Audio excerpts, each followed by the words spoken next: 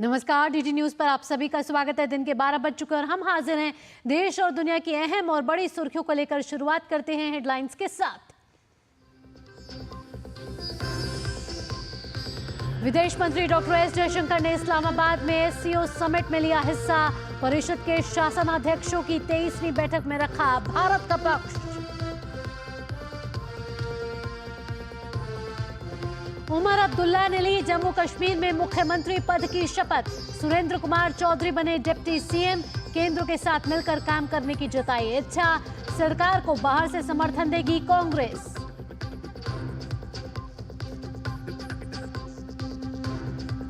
हरियाणा के पंचकुला में बीजेपी विधायक दल की बैठक। पर्यवेक्षक के रूप में अमित शाह और डॉक्टर मोहन यादव मौजूद। कल शपथ लेगी नई सरकार।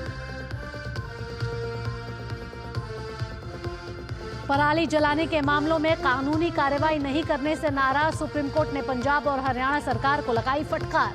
चीफ सेक्रेटरी को अगले बुधवार को पेश होने के आदेश।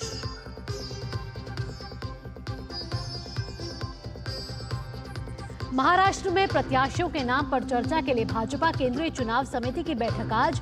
झारखंड के लिए जल्द जारी होगी पहली सूची। और मौसम से जुड़ी खबरों में तमिलनाडु, आंध्र, कर्नाटक समेत कई दक्षिणी राज्यों में भारी बारिश का सिलसिला। रेल, सड़क और हवाई यातायात बाधित। स्कूल, कॉलेज बंद।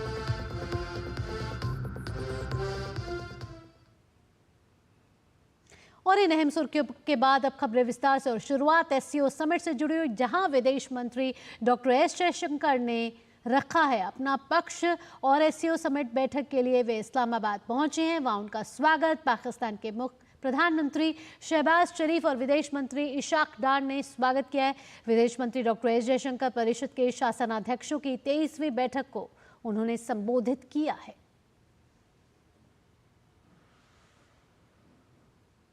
विदेश मंत्री डॉक्टर एस जयशंकर पाकिस्तान के प्रधानमंत्री शहबाज शरीफ, मंगोलिया के प्रधानमंत्री ओयुन एरडीन लुफ्सरामसराय और अन्य नेताओं के साथ इस्लामाबाद में शंघाई सहयोग संगठन यानी एससीओ के शासनाध्यक्षों की परिषद की 23वीं बैठक में उन्होंने ग्रुप फोटो भी खिंचवाई।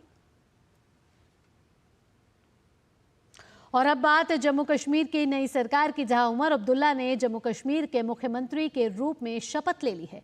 उनके साथ सुरेंद्र कुमार चौधरी ने डिप्टी सीएम पद की शपथ ली है। शपथ ग्रहण समारोह में लोकसभा में विपक्ष के नेता राहुल गांधी, कांग्रेस नेता प्रियंका गांधी वाड्रा, जेकेएनसी प्रमुख फारूक अब्दुल्ला, समाजवादी पार्टी प्रमुख अखिलेश यादव, पीडीपी प्रमुख महबूबा मुफ्ती, आप नेता संजय सिंह, सीपीआई नेता डी राजा सहित इंडी गठबंधन के अन्य नेता भी मौजूद रहे।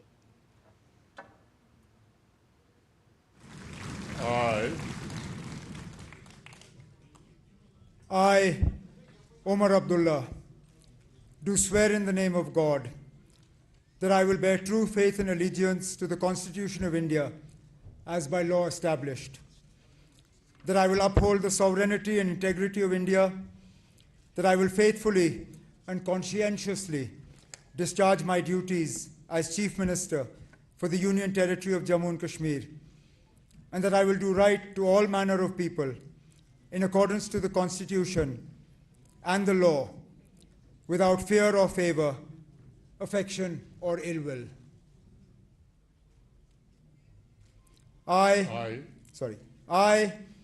Omar Abdullah, do swear in the name of God that I will not directly or indirectly communicate or reveal to any person or persons any matter which shall be brought under my consideration or shall become known to me as Chief Minister for the Union Territory of Jammu and Kashmir, except as may be required for the due discharge of my duties as such minister.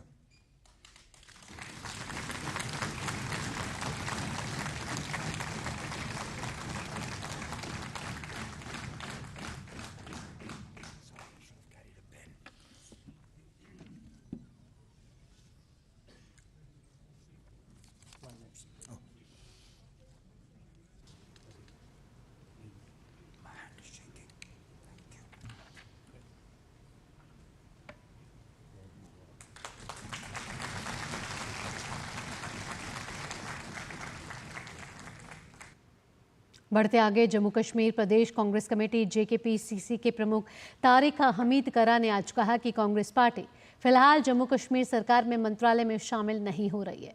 Congress ने केंद्र से जम्मू कश्मीर को राज्य का दर्जा बहाल करने की जोरदार मांग की है।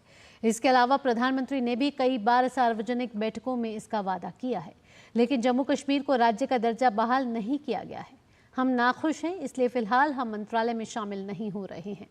JKPCC प्रमुख ने कहा और कि कांग्रेस पार्टी राज्य का दर्जा बहाल करने के लिए लड़ाई जारी रखेगी। और अब बात कर लेते हैं हरियाणा की, जहां हरियाणा में सरकार गठन से पहले आज बीजेपी विधायक दल की बैठक हो रही है और ये बैठक पंचकुला में हो रही है। आज पर्यवेक्षक के रूप में अमित शाह और डॉक्टर मोहन यादव की मौजूदगी में ये विधायक अपना नेता चुनेंगे, जिसके बाद कल शपथ ग्रहण समारोह होगा। बैठक में मंत्रियों के नाम पर भी आखिरी मोहर लगेगी। आपको बता दें कि बीजेपी ने राज्य में 90 में से 48 सीटों पर जीत दर्ज की है, वहीं कांग्रेस के खाते में 37 सीटें आई हैं। खबर दिल्ली से आ रही है। राजधानी दिल्ली में ठंड की दस्तक के साथ ही वायु प्रदूषण की भी दस्तक हो गई है।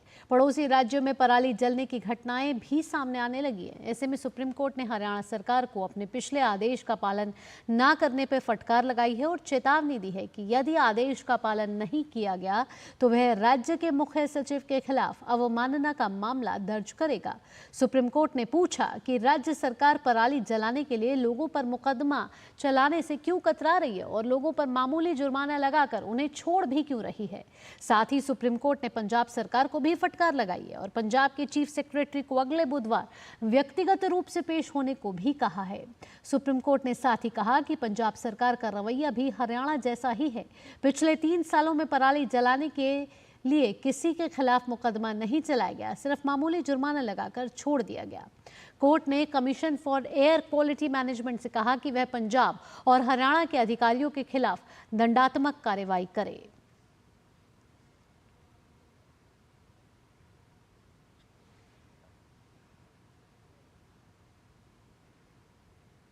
और सीधा रुख कर लेते हैं मुंबई का, जहां महाराष्ट्र के मुख्यमंत्री एकनाथ शिंदे महायुति की प्रेस वार्ता को संबोधित कर रहे हैं। रिपोर्ट कार्ड सादर करायला हिम्मत लागते आणि ती हिम्मत का लागते तर त्याला कामं करावी लागतात आणि म्हणून गेल्या 2-2.25 वर्षांमध्ये महायुती सरकारने केलेली कामं या रिपोर्ट कार्ड मध्ये संक्षिप्तपणे आम्ही मांडलेली। पुढे विस्तृतपणे आम्ही जी प्रत्येक विभाग निहाय सेक्टर निहाय सर्व प्रत्येक घटकाला दिलेला न्याय त्या संदर्भात आपल्याकडे येऊच, परंतु महायुतीने गेल्या 2-2.25 वर्षांमध्ये केलेलं काम जे आहे हे काम वाखाणण्यासारखं आहे आणि त्याची पोचपावती सर्वसामान्य माणूस देखील देतोय। आज आपण हे सगळे त्याला साक्षीदार आहात की एवढे निर्णय आता आज आपण पाहिलं तर इन्फ्रास्ट्रक्चर मध्ये माझ्या अगोदर दोन्ही उपमुख्यमंत्र्यांनी त्याला स्पर्श केलेला। आज पायाभूत सुविधांमध्ये राज्य देशामध्ये नंबर 1 ला आहे। आज अटल सेतूच आपण पाहिला, तुम्ही प्रवास केला असेल, 1-1.5 तासाचं अंतर केवळ 15-20 मिनिटावर आलं। आज कोस्टल हायवे मुंबईचा पाहिला, त्याच्यावर आपण प्रवास केलाय। आज मेट्रो मधून आपण प्रवास, समृद्धी हायवे वरून आपण प्रवास करतोय।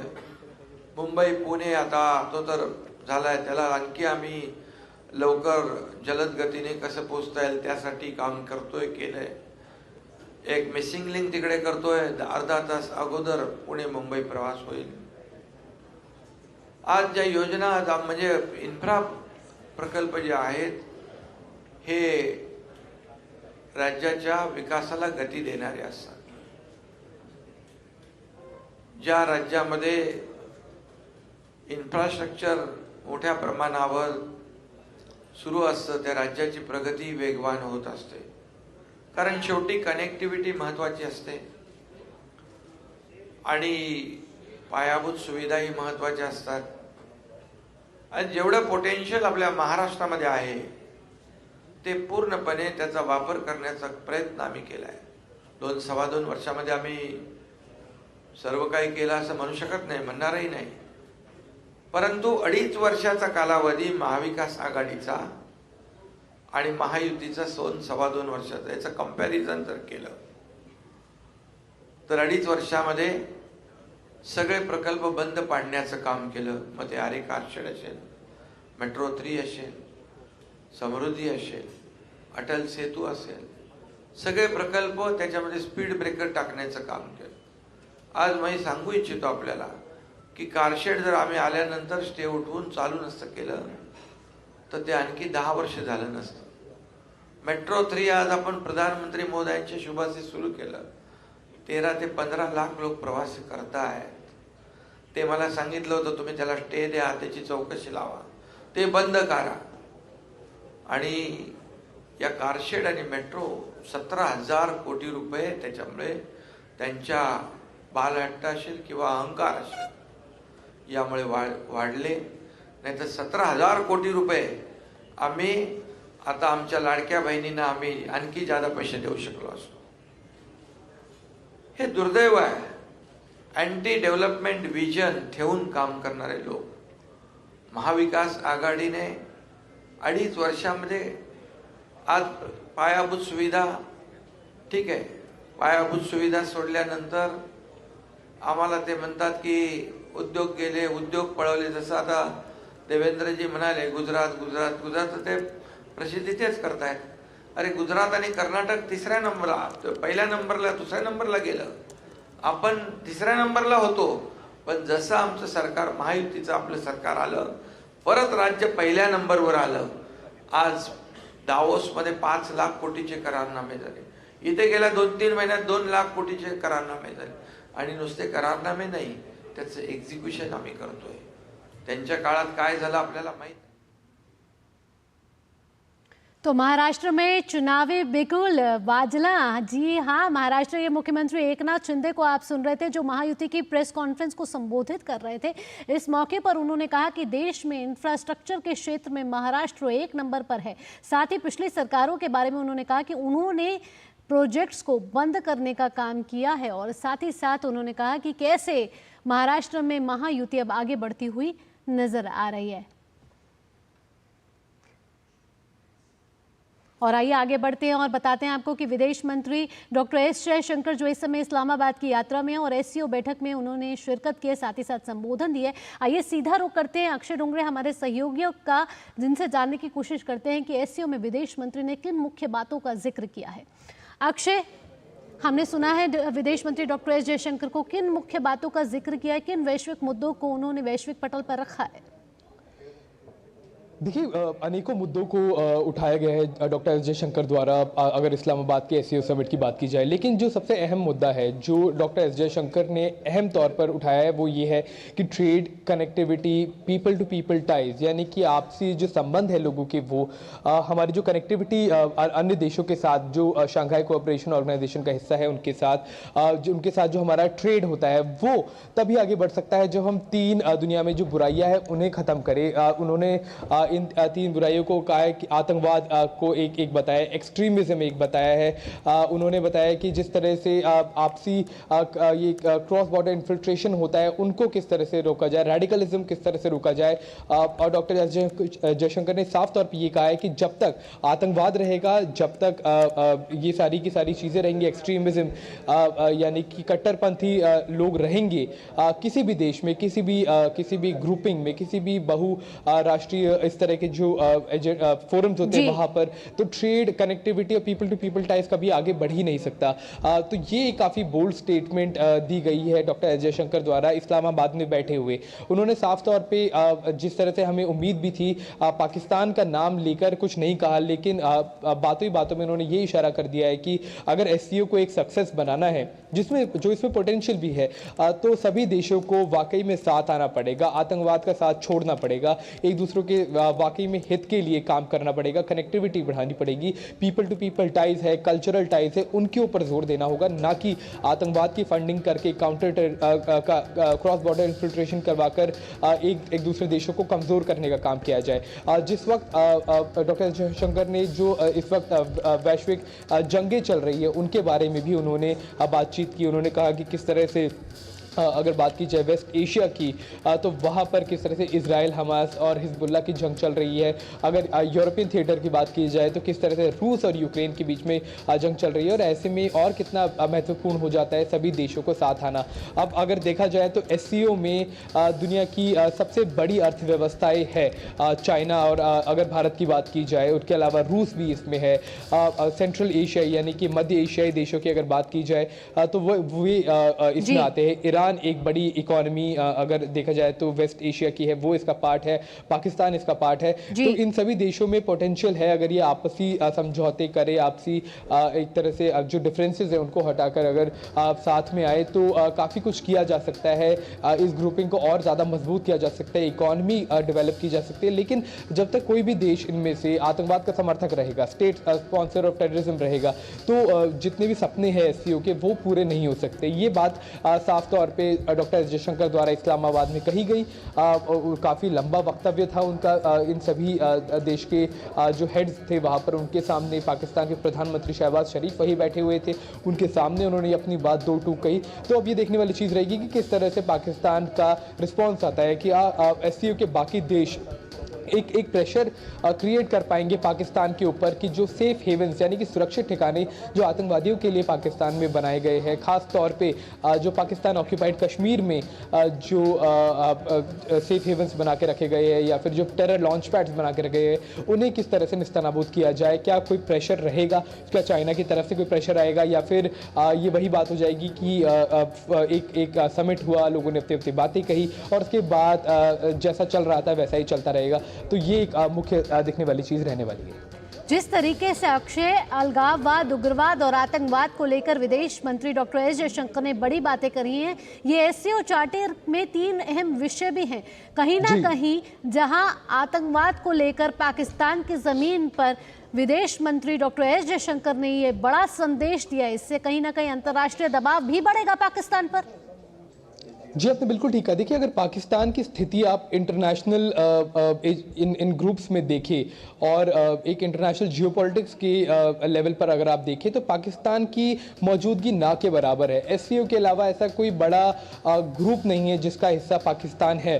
तो पाकिस्तान के लिए बेहद महत्वपूर्ण हो जाता है एससीओ में अपनी साख बचाए रखना। पाकिस्तान ब्रिक्स में नहीं है, पाकिस्तान G20 में नहीं है, पाकिस्तान किसी भी अन्य ऐसे मुख्य जो ग्रुपिंग्स होती है दुनिया में जो ये बहुराष्ट्रीय जो ग्रुपिंग्स होती है उनमें पाकिस्तान उनका हिस्सा नहीं है। एससीओ का हिस्सा भी चाइना के समर्थन के बाद पाकिस्तान बना, तो पाकिस्तान के लिए बेहद ज़रूरी है कि एससीओ में कम से कम अपनी साख बचाए रखना। लेकिन एससीओ में अगर देखा जाए तो भारत के भी कई सारे मित्र देश हैं।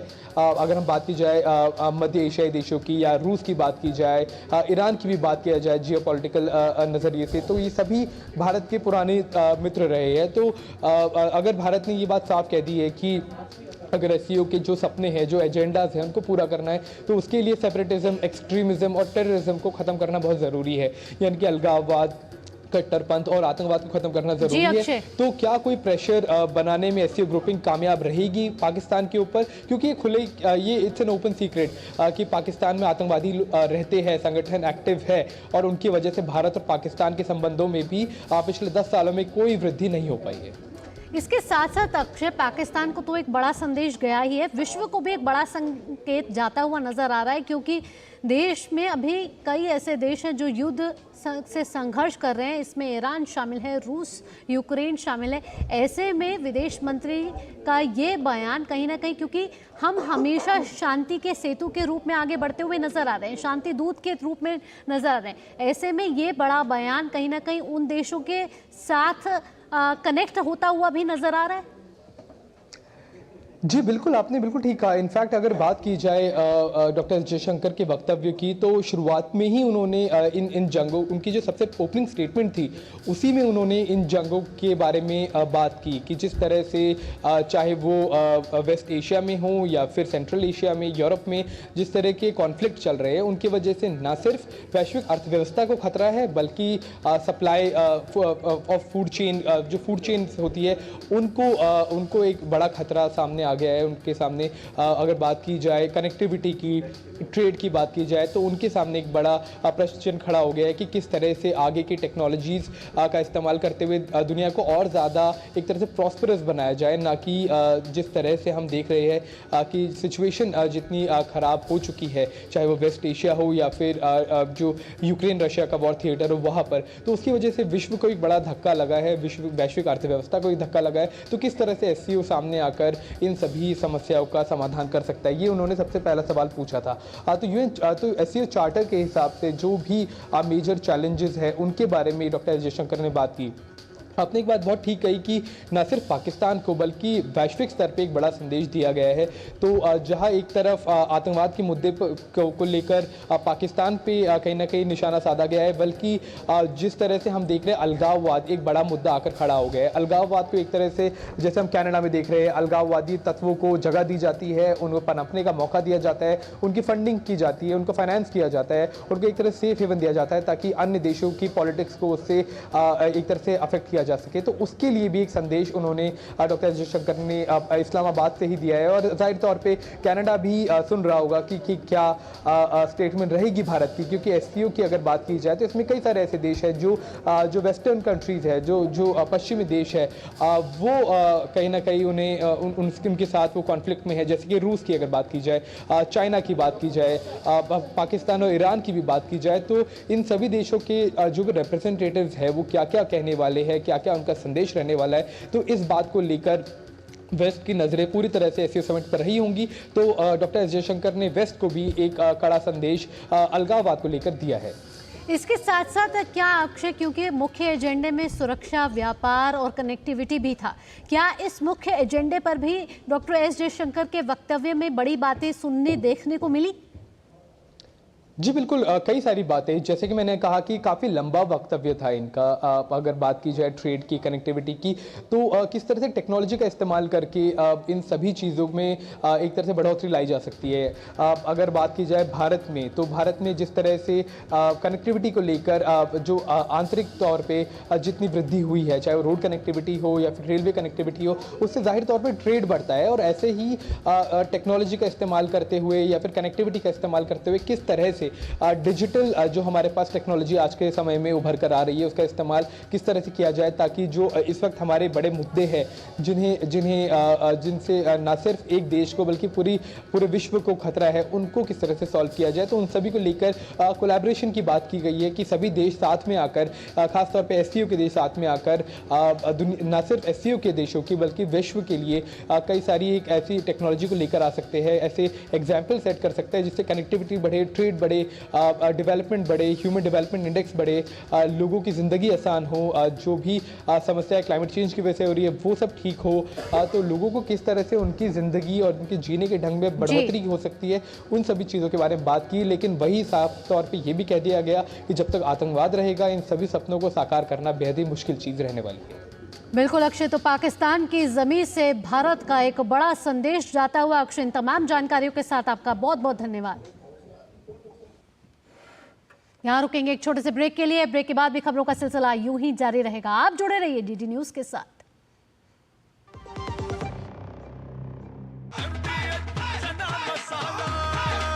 अब छोलिया हो या लोबिया, सफेद चने या काले चने, सब कुछ मजेदार बने। बेटियां घर की रौनक हैं। बेटियां घर संवारती हैं। बेटियां पीढ़ियां सजाती हैं। बेटियां घर की बुनियाद कहलाती हैं। बेटियों को सलाम करता है मोंगिया स्टील, स्टील का बादशाह। सर, आप बहुत लकी हैं कि आपके बेटे ने हेल्थ इंश्योरेंस और बाकी सारी फॉर्मेलिटीज टाइम से पूरी कर दी है। मेरा बेटा? तो फिर आप पॉलिसी बाजार। क्लेम के टाइम पे हमेशा आपकी हेल्प को तैयार। पॉलिसी बाजार, 1 करोड़ का हेल्थ इंश्योरेंस सिर्फ 390 रुपए महीने से शुरू। ये तुम्हारा खेत नहीं, खेल का मैदान है। अकेले क्या कर लोगे? अकेले नहीं, मेरे साथ है मेरा यार, जिसके सामने हुई अड़ियल मंडूसी की भी हार तुम्हारी तरह। IIL के ट्रैक्टर ब्रांड का मिलियन, गेहूं का पहरेदार, अड़ियल मंडूसी की हार। ब्रेक के बाद आपका स्वागत है। बुलेटिन को आगे बढ़ाते हैं। मेक इन इंडिया के तहत कई भारतीय कंपनियां विश्व स्तरीय निशानेबाजी किट का निर्माण कर रही हैं। ऐसी एक कंपनी है केपापी स्पोर्ट्स, जिसके द्वारा बनाए जा रहे उपकरण की देश और विदेश दोनों में काफी मांग है। इसके फाउंडर नीलेश रोणे से खास बातचीत की है हमारे संवाददाता मुकेश शुक्ला ने। आइए आपको सुनवाते हैं।